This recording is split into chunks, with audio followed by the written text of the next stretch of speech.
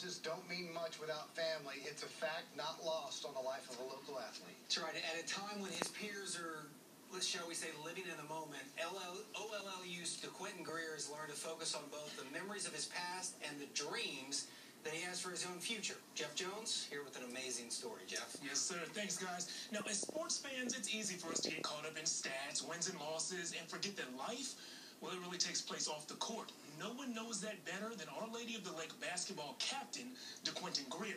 Earlier this week, Quentin sat down with me and explained how the death of his mother refocused his life and made him look at sports in a completely different way.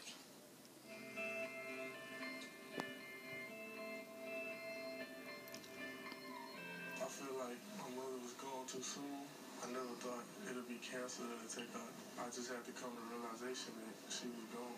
Our Lady of the Lake University's all-conference guard Quentin Greer, or DQ as his friends call him, is used to being the strongest player on the court. But for years, he has gotten his strength from somewhere else.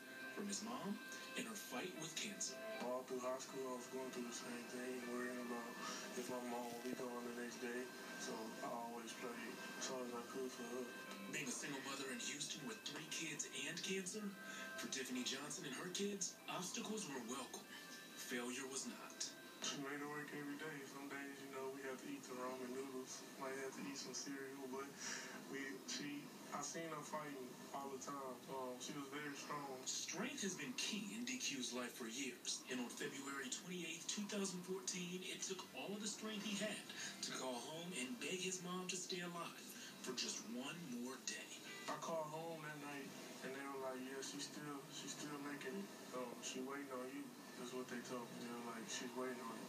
And I was like, tell her I'm coming tomorrow, right after the game. Right after I'm coming. DQ slept soundly through the night, but when he woke up, his nightmare began. The next morning, right before shoot-around, I got a call, and they was like, the people let me know that she didn't make it. It was tough. I tell my guys all the time, I'm not just your coach. And hearing that story and some of the other stuff that's going on in his life as well, it's just, I love what I do because I'm there for him. So once again, DQ drew on strength to make the toughest decision of his life. I wanted to go home, but I was like, I know my team needs me. We were all playing well, and I felt like I was a big piece in what we were doing at the time.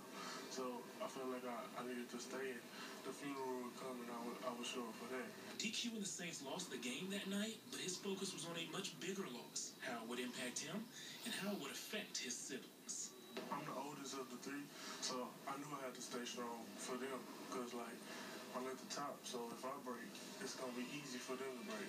DQ didn't break then, but just months later, his strength was tested once again when he received a phone call about an accident involving his 1-year-old niece. She didn't make it. She had head trauma, really bad, and internal bleeding, and she wasn't able to pull through.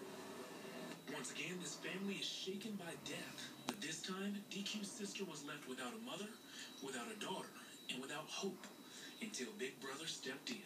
One night during the season, when we were practicing, she texted me and was like, me and the kids hungry, can you send us some money so we can buy a pizza? And I just use things like that. I just know people need me, so I try to be as strong as I can be. That strength off the court translated into success on it. Early in the season, I was ready. I was motivated. This summer, I worked out extremely hard, and I was ready so whoever was first, I pretty much feel like they were going to get it. He's a captain.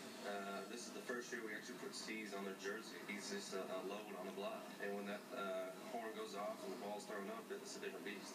But the best part is his mom has had a front row seat to every game. I do believe she's up there watching me, and I believe she's rooting for me with that big smile on her face.